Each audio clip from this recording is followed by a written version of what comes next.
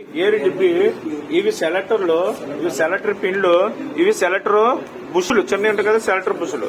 దీనికి ఎప్పుడైనా సరే అన్ని బళ్ళకి ఒకేలాగా ఉంటాయని మీరు అనుకోవద్దు. దేని తగ్గట్టు దానికి మారిపోతుంటాయి. దీని ఒకటే వాచర్ ఉందంటే ఇలా పల్సర్ కూడా ఒకటే వాచర్ ఉంటే పల్సర్ వేరే ఉంటుంది, లేదా గ్లామర్కి వేరే ఉంటుంది. అంటే ప్రాసెస్ అంతా ఇలాగే ఉంటుంది అనుకోవద్దు, మార్పులు వస్తాయి, కంపల్సరీగా వస్తాయి. అంటే వాడు అనుకూలంగా వాడిస్తాడు, వాడికి అనుకూలంగా. ఇప్పుడు దానికి క్రాంక్ షాట్ ఇప్పుడు ఉందా, ఇంకో బలికి స్పోర్ట్స్ బలికి ఇంకొక నుండి ఈ ఇందులోంచి ఒక క్రాంక్ షాట్ వస్తుంది. ఇలాగే ఎలా తిరుగుతుంది, ఇది ఒక వెయిట్ ఇస్తుంది. ఇది ఎలా తిరుగుతుందా, దీంతో పాటు ఒక అటాచ్మెంట్ ఉంటుంది, అది ఇందులో తిరుగుతుంది. అంటే అది వైబ్రేషన్ అనమాట. అంటే ఇప్పుడు పల్సరోడ్ సిజర్ వీల్ ఇచ్చాడు, ఇస్తాడా, అదేంటంటే సౌండ్ రాకుండా, అంటే వైబ్రేషన్ రాకుండా దానికి యమహావుడు కానీ టీవీఎస్ కానీ ఇక్కడ వీల్ ఇస్తాడు. అంటే ఈ క్రాంక్ షాట్ ఇలా తిరుగుతుంది, దీని మధ్యలోంచి ఒక వీల్ తిరుగుతుంది. అర్థమైందా? అది దానికి ప్రాసెస్, దేని ప్రాసెస్ దానికి. అదేంటండి దానికి ఎలా ఉంది, దీనికి కంప్యూటర్ కలిగితే మనం చేసుకెళ్ళిపోవడమే.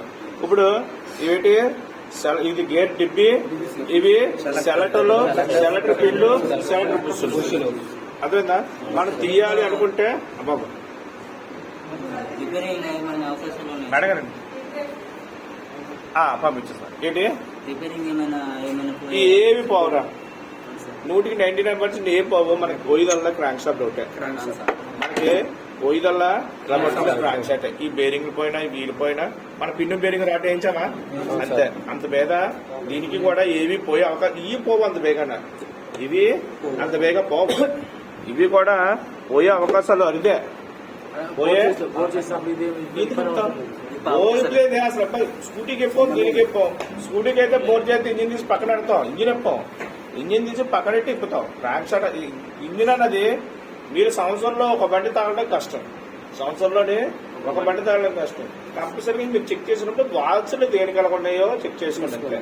వాచ్లు ఎలాగున్నా చెక్ చేసుకోండి. మీరు వెళ్ళిపోతే నేను ఒకసారి మళ్ళీ టీ తాగి వచ్చాను, మొత్తం అందరూ వెళ్ళిపోయి మొత్తం అందరూ వచ్చేయండి. వచ్చేస్తే మళ్ళీ ఒకసారి మీకు ఎలాగన్నది చెప్తాను. ఆవిడ దగ్గర టీ వచ్చింది.